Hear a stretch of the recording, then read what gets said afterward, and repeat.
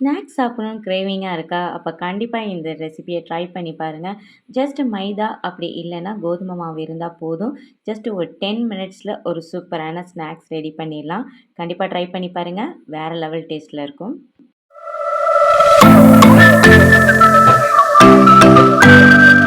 ஒரு 10 சமோசா வரா மாதிரி நான் மாவு எடுத்திருக்கேன். நான் 1/4 கப் அளவுக்கு மைதா மாவு, 1/4 கப் அளவுக்கு கோதுமை மாவு எடுத்திருக்கேன். நீங்க 2மே இல்லாம நீங்க ஒரே மாவுல செய்றா இருந்தாலும் செய்யலாம்.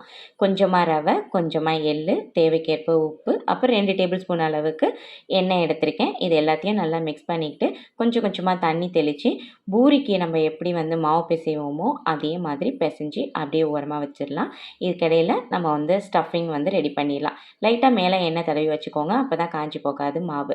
கொஞ்சமா வந்து வெங்காயம், முட்டைகோஸு, அதுக்கப்புறம் அதுக்கு மேலே வந்து மசாலா காரத்துக்கு தகுந்த மாதிரி மிளகாத்தூள், மஞ்சத்தூள், கறி மசாலா, உப்பு எல்லாத்தையும் சேர்த்து நல்லா பெசஞ்சிக்கலாம்.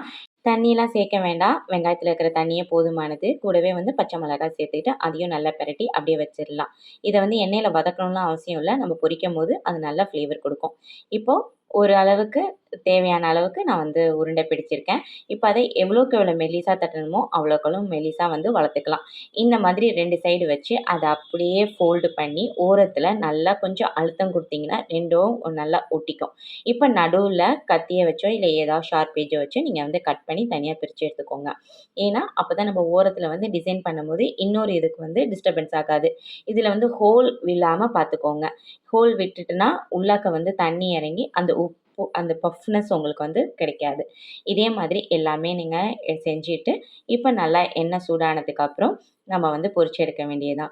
இப்ப ஸ்டஃபிங் வந்து நான் உருண்டை வச்சதுக்கு கரெக்ட்டா வரல. ஸோ எக்ஸ்ட்ரா இந்த வந்து உருண்டைய வந்து நான் நல்லா வளர்த்து, இந்த மாதிரி டைமண்ட் ஷேப்ல கட் பண்ணி, ஜஸ்ட் அத வந்து ஃப்ரை பண்ணி எடுத்துக்கிட்டேன். இத அப்படியே சாப்பிட்டா ரொம்ப கிரிஸ்பியா நல்லா மொறு மொறுன்னு இருக்கும். இது எனக்கு ரொம்ப பிடிக்கும். இந்த மாதிரி நான் எது செஞ்சாலும் எக்ஸ்ட்ரா மாவு இருந்துச்சுன்னா, ஜஸ்ட் இந்த மாரி நான் டைமண்ட் ஷேப்ல கட் பண்ணி ஃப்ரை பண்ணிடுவேன்.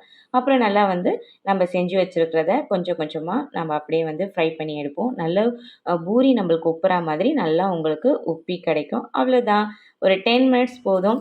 யாராவது ஸ்நாக்ஸ் கேட்டாங்க, கிரேவிங்கா இருக்கு அப்படின்னு சொன்னா, அழகா மைதா மாவு இல்ல கோதுமை மாவு இருந்துச்சுன்னா, இந்த மாதிரி வீட்ல இருக்கிற பொருள வச்சு டக்குன்னு ஒரு ஸ்நாக்ஸ் ரெடி பண்ணிடலாம். கண்டிப்பா ட்ரை பண்ணி பாருங்க. வேற லெவல் டேஸ்ட்ல இருக்கும். நம்ம சேனல ஃபர்ஸ்ட் டைம் பார்க்கறதா மறக்காம சப்ஸ்கிரைப் பண்ணுங்க. பிடிச்சிருந்தா லைக் பண்ணுங்க. பக்கத்துல இருக்கிற பெல் ஐகான் கிளிக் பண்ணுங்க. அப்பதான் நம்ம போடுற வீடியோ உங்களுக்கு கிடைக்கும்.